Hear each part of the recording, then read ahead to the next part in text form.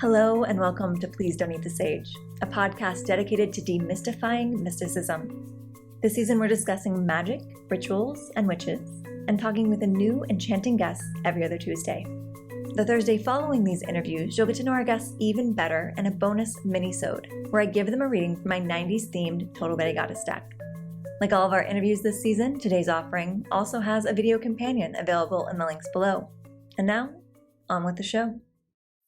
All right, welcome back. We are now in our special Total Betty Goddess card pull Minisode with author Kate Williams, and we are going to pull her a 90s goddess. So let's just center ourselves and see who's coming out. Oh, someone jumped. So that's when you know it's big news.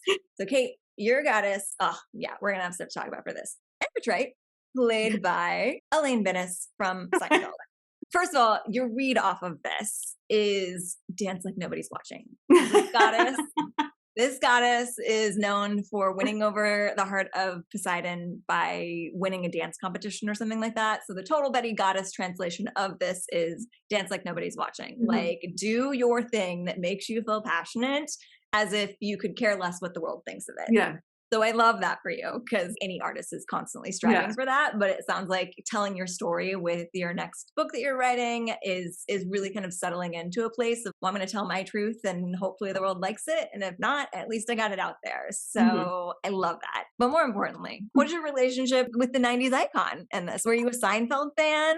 I did. I watched a lot of Seinfeld. It's one of those shows where it's just like, and I mean, I feel like this about Friends too. You just go back and like, it's kind of mind-blowing now. Like Elaine Bennis during Seinfeld, I mean, they were all supposed to be in their early 30s, you know, which is kind of crazy to think about now. I mean, just in terms of like the way they dressed and their lives and everything, like it seemed, I don't know, so much more adult than I ever felt when I was in my early 30s. So I think like that's really funny. But also it's funny because they were kind of all awful people, you know?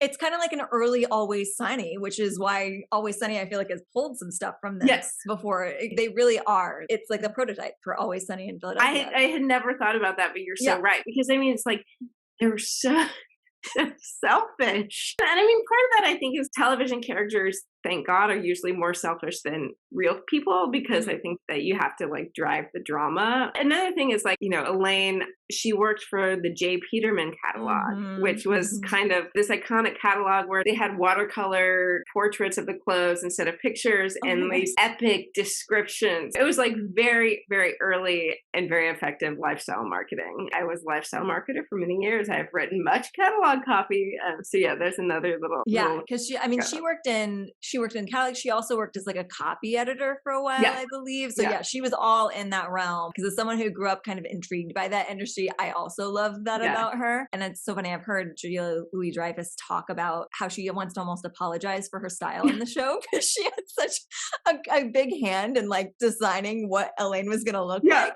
But honestly, it was great because it was like Gap commercial 90s. It was, absolutely, like the swing era Gap commercial throwback. All about chinos. Because it wasn't 90s fashion, but it was 90s fashion trying to be fashion. Which is funny because it's like, I think everything she wore was like so big and so boxy. And it's like, we still wear a lot of that stuff. Like we still wear blazers and like, but they're usually paired with something that's shrunken for some kind of contrast. Whereas Elaine, it was just big pants, big shirt, big blazer, and big jacket. Big hair too. So much fabric.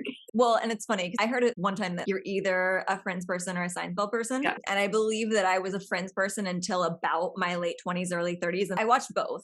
But like now I'm way more interested in rewatching episodes of Seinfeld than I am rewatching episode of Friends. I don't know. In a way, I feel like my early 30s was exactly like Friends or Seinfeld because they are kind of just trying to find their way. Yeah, exactly. And I do love the friend family component of it, you know, where it's like, these are the people you see every day, you know, sometimes even when you don't want to. I mean, and also there's been 1,000 memes made in this point, but growing up with these TV shows and just assuming that you were going to be in your 30s and your friends were going to live across the hall and we're all going to have coffee together every day, and then actually becoming a 30-something and being like, I haven't seen my best friend in a year and a half, but we'll pick up right where we left off. Yeah.